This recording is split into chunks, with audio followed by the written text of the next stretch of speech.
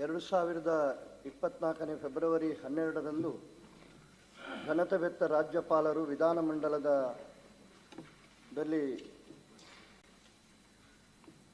ನೀಡಿರುವ ವಂದನಾ ನಿರ್ಣಯದ ಪ್ರಸ್ತಾವದ ಮೇಲೆ ಮಾತನಾಡುವುದಕ್ಕೆ ಅವಕಾಶ ಕೊಟ್ಟದ್ದಕ್ಕಾಗಿ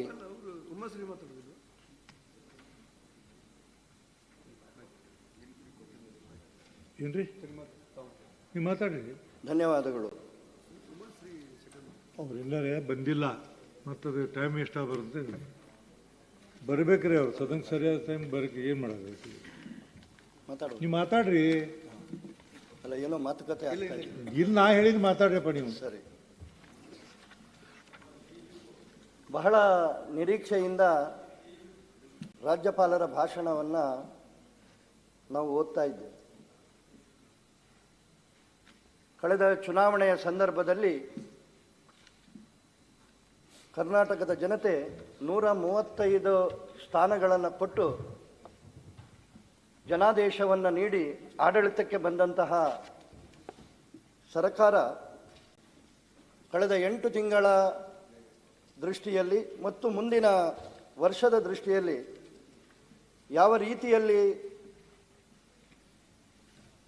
ಸರ್ಕಾರ ತನ್ನ ವಿಚಾರವನ್ನು ಮಂಡನೆ ಮಾಡ್ತಾ ಇದೆ, ರಾಜ್ಯಪಾಲರ ಮೂಲಕ ಏನನ್ನು ಹೇಳಿಸ್ತಾ ಇದೆ ಅಂತ ಹೇಳುವಂತಹ ನಿರೀಕ್ಷೆಯ ಜೊತೆಗೆ ಬಂದಂತಹ ನಮಗೆ ಬಹಳ ನಿರಾಶೆಯನ್ನು ಕೊಟ್ಟಿದೆ.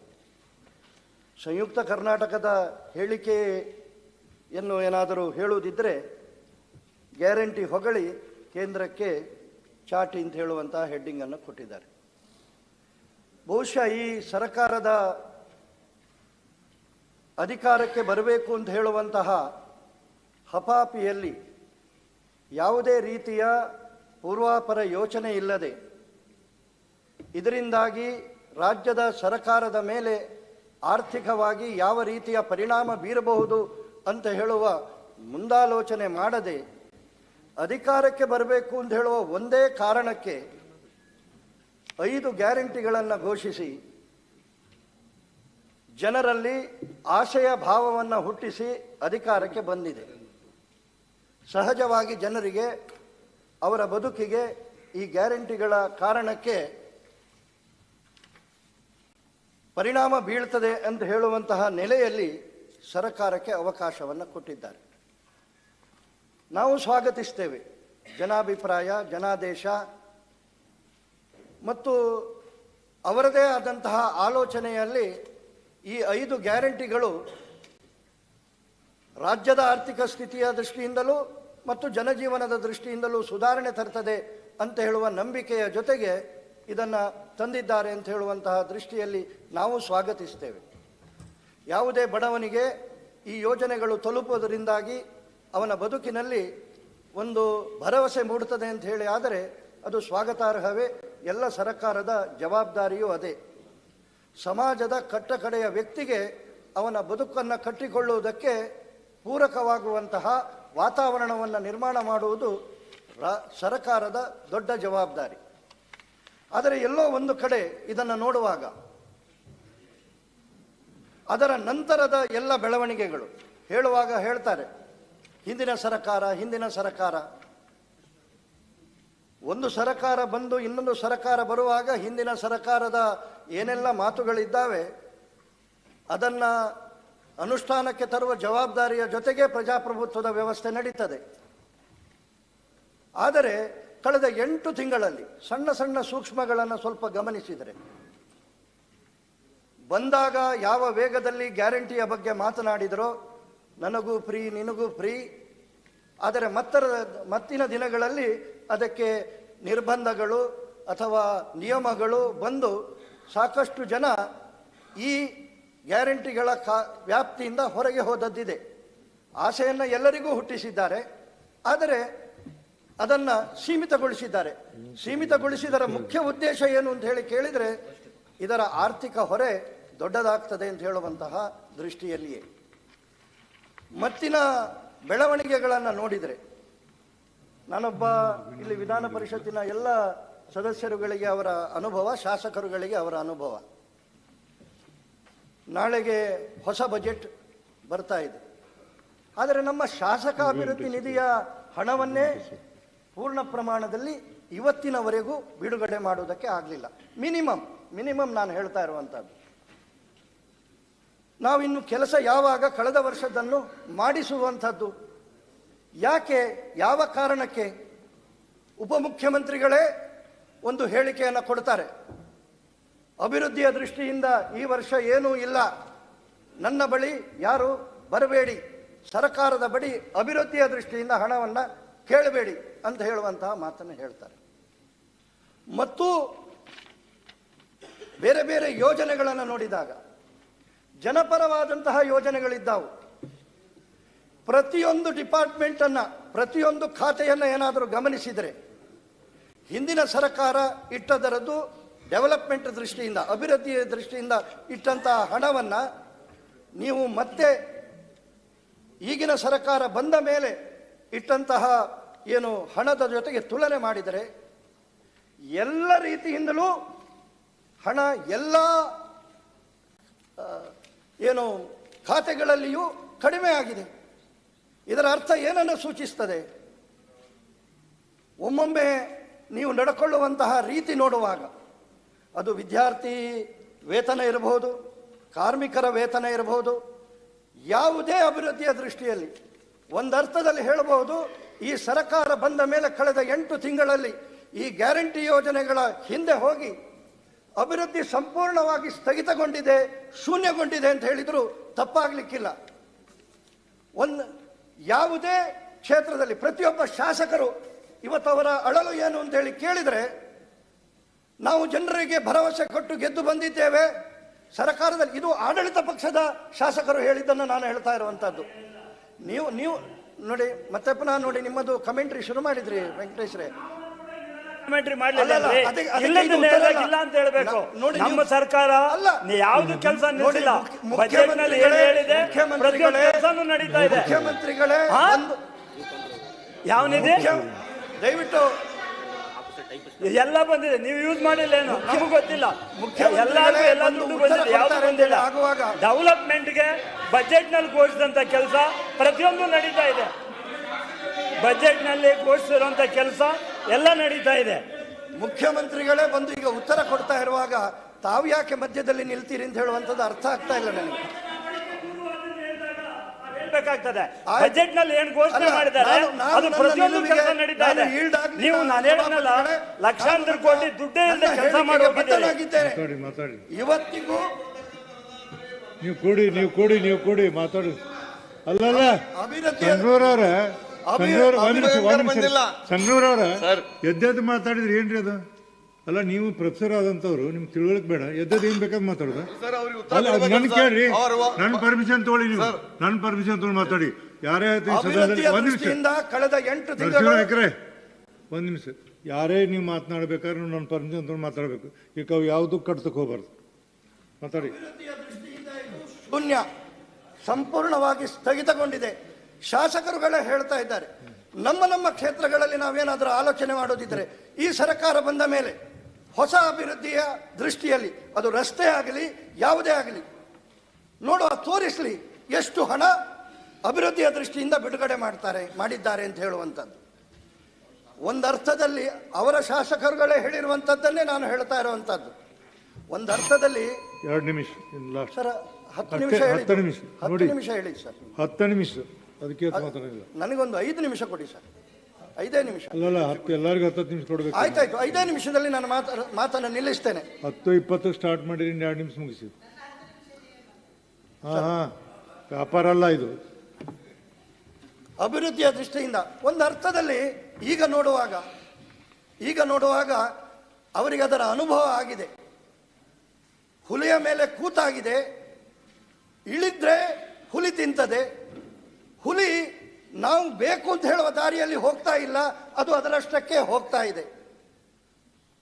ಈ ಗ್ಯಾರಂಟಿಯ ಭಾರವನ್ನು ಹೊರಲಿಕ್ಕಾಗದೆ ಯಾವುದೇ ರೀತಿಯ, ಅದು ಯಾವುದೇ ಸಂಗತಿಯನ್ನು ತೆಗಿರಿ, ಆರ್ಥಿಕವಾಗಿ ಮುಂದೆ ಆಲೋಚನೆ ಮಾಡಿ ತಿಳಿಸಲಾಗುವುದು. ಅದನ್ನು ಬಾಯ್ಬಿಟ್ಟು ಹೇಳಿ ಈ ಕಾರಣಕ್ಕೋಸ್ಕರ ನಮಗೆ ಅಭಿವೃದ್ಧಿಯನ್ನು ಮಾಡಲಿಕ್ಕೆ ಆಗ್ತಾ ಇಲ್ಲ ಅಂತ ಹೇಳುವಂಥದ್ದನ್ನು ಹೇಳಿ. ಇವತ್ತು ಒಂದು ನಿರ್ಣಾಯಕ ಘಟ್ಟದಲ್ಲಿ ದೇಶ ಇದೆ. ಒಂದು ಅರ್ಥದಲ್ಲಿ ನನ್ನ ಮಾತನ್ನು ನಿಲ್ಲಿಸುವುದಕ್ಕೆ ನನಗೆ ಅವಕಾಶ ಇಲ್ಲ, ಆ ಕಾರಣಕ್ಕೆ ಹೇಳ್ತಾ ಇದ್ದೇನೆ. ಪ್ರತಿಯೊಬ್ಬ ವ್ಯಕ್ತಿಯ ಜೀವನದಲ್ಲಿ ಒಂದು ಒಳ್ಳೆಯ ಕಾಲ ಅಂತ ಹೇಳಿ ಬರ್ತದೆ.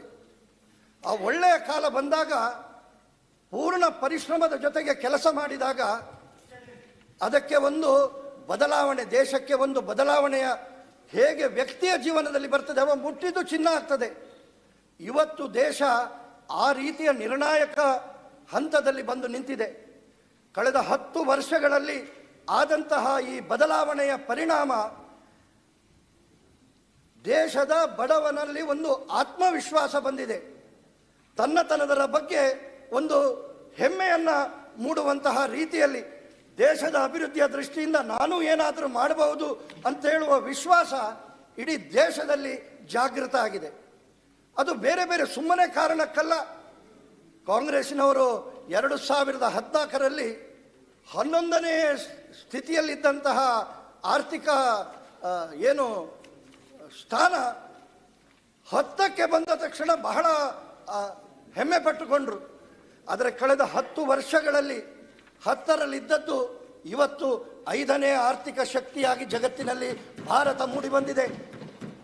ಭಾರತದ ಒಂದೊಂದು ಸಾಧನೆಯನ್ನು ನೋಡುವಾಗ ಖಂಡಿತವಾಗಿಯೂ ಜಗತ್ತೇ ಭಾರತದತ್ತ ನೋಡುವಂತಹ ರೀತಿಯಲ್ಲಿ ಇಡೀ ಒಂದು ಆರ್ಥಿಕ ಪ್ರಗತಿಯನ್ನು ಸಾಧಿಸ್ತಾ ಇರುವಾಗ ಯಹಿ ಸಮಯ ಸಹಿ ಸಮಯ ಅಂತ ಹೇಳುವಂತಹ ಮಾತೇನಿದೆ, ಅದರ ಹಿಂದೆ ಆ ಭಾವ ಇದೆ.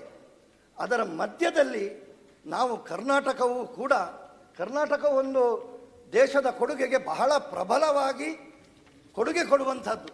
ಇವತ್ತು ನಿಮ್ಮ ಅಸಹಾಯಕತೆಗೆ ನೀವು ಕೇಂದ್ರವನ್ನು ಜವಾಬ್ದಾರಿಯಾಗಿ ತೋರಿಸುವಂಥದ್ದು ಎಷ್ಟು ಸರಿ ಅಂತ ಹೇಳುವಂಥದ್ದರ ಬಗ್ಗೆ ಭಾರತದ ಸಂವಿಧಾನದ ಆರ್ಟಿಕಲ್ 280ರ ಅಡಿಯಲ್ಲಿ 5 ವರ್ಷಕ್ಕೊಮ್ಮೆ ದೇಶದ ರಾಷ್ಟ್ರಾಧ್ಯಕ್ಷರು ರಚಿಸುವಂತಹ ಹಣಕಾಸು ಆಯೋಗ. ನಾನು ಒಂದು ಲೆಕ್ಕವನ್ನು ಕೊಟ್ಟು ನನ್ನ ಮಾತನ್ನು ನಿಲ್ಲಿಸ್ತೇನೆ. ಒಂದು ದೇಶದ ಒಟ್ಟು ಆರೋಗ್ಯದ ದೃಷ್ಟಿಯಲ್ಲಿ ಒಂದು ದೇಹ ಇದ್ದಾಗೆ ಅದು. ನಮಗೇನಾದರೂ ಸಮಾಜವಾದದ ಮಾತನ್ನು ಹೇಳ್ತೇವೆ.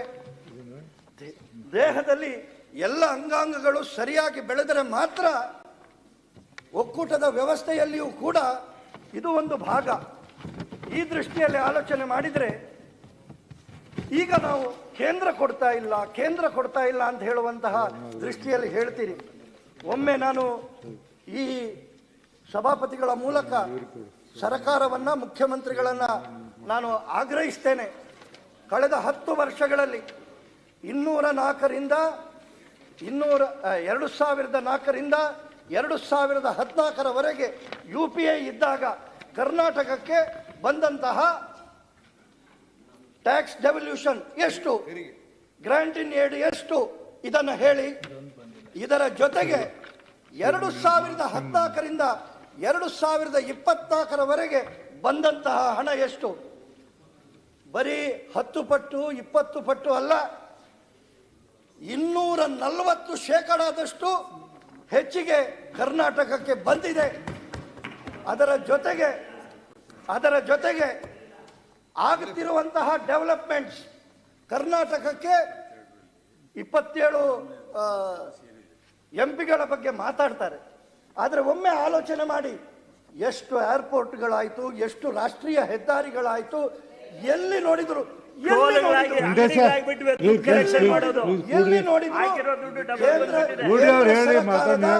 ಕೇಂದ್ರ ಸರ್ಕಾರದ ಅನುದಾನದಲ್ಲಿ ಎಲ್ಲಿ ನೋಡಿದ್ರು ಡೆವಲಪ್ಮೆಂಟ್ ಆಗ್ತಾ ಇದೆ.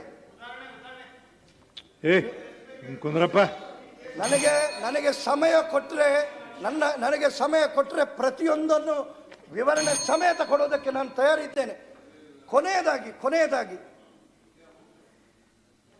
ಅಲ್ಲ, ಅದನ್ನು ಬೇರೆಯವರು ಹೇಳಿಪ್ಪ, ನನಗೆ ಸಮಯ ಇಲ್ಲ. ನನಗೆ ಹೇಳಬೇಕಾದಂಥ ತುಂಬ ಇದೆ. ಅದು ಗಡಿಬಿಡಿಯಲ್ಲಿ ಮಾತನಾಡುವಾಗ ತುಂಬ ಸಂಗತಿಗಳು ಅಲ್ಲೇ ಮುಚ್ಚಿ ಹೋಗ್ತದೆ. ಆದರೆ ಒಮ್ಮೆ ಆಲೋಚನೆ ಮಾಡಿ, ಇವತ್ತಿನ ಪರಿಸ್ಥಿತಿಯಲ್ಲಿ ರಾಜ್ಯಪಾಲರಿಂದ ಭಾಷಣ ಮಾಡಿಸಿದ್ದೀರಿ. ನಾನು ಸಹ ನಾಡಿದ್ದೋ ಪ್ರೆಸೆಂಟ್ ಮಾಡುವ ಬಜೆಟ್ನ ನಿರೀಕ್ಷೆಯಲ್ಲಿ ಇದ್ದೇನೆ. ನಾವೆಲ್ಲರೂ ಇದ್ದೇವೆ. ಏನು ಮಾಡ್ತೀರಿ? ನಿಮ್ಮ ಕಾಂಗ್ರೆಸ್ಸಿನ ಮ್ಯಾನಿಫೆಸ್ಟೋದಲ್ಲಿ ಕೊಟ್ಟಂತಹ ಒಂದೊಂದು ವಿವರಣೆಗೆ ಪ್ರತಿ ವರ್ಷಕ್ಕೆ ನೀರಾವರಿ ಇರಬಹುದು, ಯಾವುದಿರಬಹುದು, ಎಷ್ಟು ಹಣ ಇಡ್ತೀರಿ ಅಂತ ಹೇಳುವಂಥದ್ದನ್ನು ನೋಡುವಂತಹ ನಿರೀಕ್ಷೆಯಲ್ಲಿದ್ದೇವೆ. ವರ್ಷಕ್ಕೆ 5 ವರ್ಷದಲ್ಲಿ 2 ಲಕ್ಷ ಕೋಟಿಯನ್ನು ಕೊಡ್ತೀರಿ ಹೇಳಿದ್ದೀರಿ. ಇವತ್ತು ಈಗಾಗಲೇ ಪತ್ರಿಕೆಯಲ್ಲಿ ಬಂದಿದೆ, ಯಾವುದಕ್ಕೂ 1 ರೂಪಾಯಿ ಕೊಡುವಂತಹ ಸ್ಥಿತಿಯಲ್ಲಿ ನೀವಿಲ್ಲ. ನಿಮ್ಮದು ಹೇಗೂ ಆಯ್ತಲ್ಲ, ಆದರೆ ನಿಮ್ಮದೇ ರಾಷ್ಟ್ರೀಯ ಅಧ್ಯಕ್ಷರು ಒಟ್ಟು ರಾಷ್ಟ್ರದ ಪರಿಸ್ಥಿತಿಯನ್ನ ನೋಡಿ ಅವರೇ ಹೇಳಿದ್ದಾರೆ, ತೀಸರಿ ಬಾರ್ 400 ಪಾರ್ ಅಂತ ಹೇಳಿ. ನಾವು ಹೇಳಿದ್ದಲ್ಲ. ಒಂದು ಲೈನ್ ಹೇಳ್ತಾರೆ, ಇನ್ನೊಂದು ಲೈನ್ ಹೇಳ್ತಾರೆ ಇಸ್ ಬಾರ್ 100 भी नहीं आएगा ಅಂತ. ಅಲ್ಲ, ಪೂರ್ತಿ ಕೇಳಬೇಕು. ಅರ್ಧಂಬರ್ಧ ಹೇಳುವಾಗ 400 ಪಾರ್ ಅಂತ ಹೇಳ್ತಾರೆ. ಸರ್, ಅಲ್ಲ, ನೀವೇ ಕೇಳ್ತೀರಿ ಕೂಡ್ರಿ, ನೀವೇ ಕೇಳ್ತೀರಿ ಉತ್ತರ. ಅದನ್ನು ಮುಗಿಸ್ರಿ ನಾಯಕರೇ, ನೀವು ಯಾರು ನಾಯಕರೇ ಮುಗಿಸ್ರಿ. ಆಯ್ತಾಯ್ತು, ನಿಲ್ಲಿಸ್ತೇನೆ ಸರ್. ದಾರಪ್ಪನ ಅದನ್ನು ನಿಮ್ಮದೇ ಪಶ್ಚಿಮ ಬಂಗಾಳದ ಮುಖ್ಯಮಂತ್ರಿಗಳು ಹೇಳಿದ್ದಾರೆ, ನೀವು 40 ಈ ಕಾಂಗ್ರೆಸ್ಸಿನ ಜೊತೆಗೆ ಯಾರು ಹೋಗುದು, ಅವರು 40 ಸೀಟನ್ನು ಮುಂದಿನ ಲೋಕಸಭೆಯಲ್ಲಿ ದಾಟುವುದಿಲ್ಲ ಅಂತ ಹೇಳುವಂಥದ್ದನ್ನ ಹೇಳಿದ್ದಾರೆ. ಇಂತಹ 100 ವರ್ಷದ ಇತಿಹಾಸ ಇರುವ ಪಾರ್ಟಿ ಪ್ರತಿಯೊಬ್ಬರಲ್ಲಿಯೂ ನಮಗೊಂದು 3 ಸೀಟ್ ಕೊಡಿ, ನನಗೊಂದು 4 ಸೀಟ್ ಕೊಡಿ ಅಂತ ಕೇಳುವಂತಹ ದಯನೀಯ ಸ್ಥಿತಿಗೆ ಬಂದಿದೆ ಅಂತ ಹೇಳಿ. ಆದರೆ ಯಾಕೆ ಅಂತ ಹೇಳುವಂಥದ್ದನ್ನು ಆತ್ಮಾವಲೋಕನ ಮಾಡಿಕೊಳ್ಳಿ. ರಾಜ್ಯಪಾಲರ ಭಾಷಣದಲ್ಲಿ ನೀವು ನಮಗೆ ತುಂಬ ನಿರಾಶೆಯನ್ನು ಕೊಟ್ಟಿದ್ದೀರಿ. ಈ ನಿರಾಶೆಯ ವಾತಾವರಣದಲ್ಲಿ ದೇಶ ಈ ರೀತಿಯಲ್ಲಿ ಬೆಳೀತಿರುವಾಗ ಕರ್ನಾಟಕ ಈ ರೀತಿಯಲ್ಲಿ ಸೋಲ್ತಿರುವಂಥದ್ದನ್ನು ನೋಡುವಂಥದ್ದು ನಮ್ಮ ದೌರ್ಭಾಗ್ಯ ಅಂತೇಳಿ ಹೇಳ್ತಾ ನನ್ನ ಮಾತನ್ನು ನಿಲ್ಲಿಸ್ತೇನೆ. ಧನ್ಯವಾದ. ಉಮಾಶ್ರೀ ಇಲ್ಲ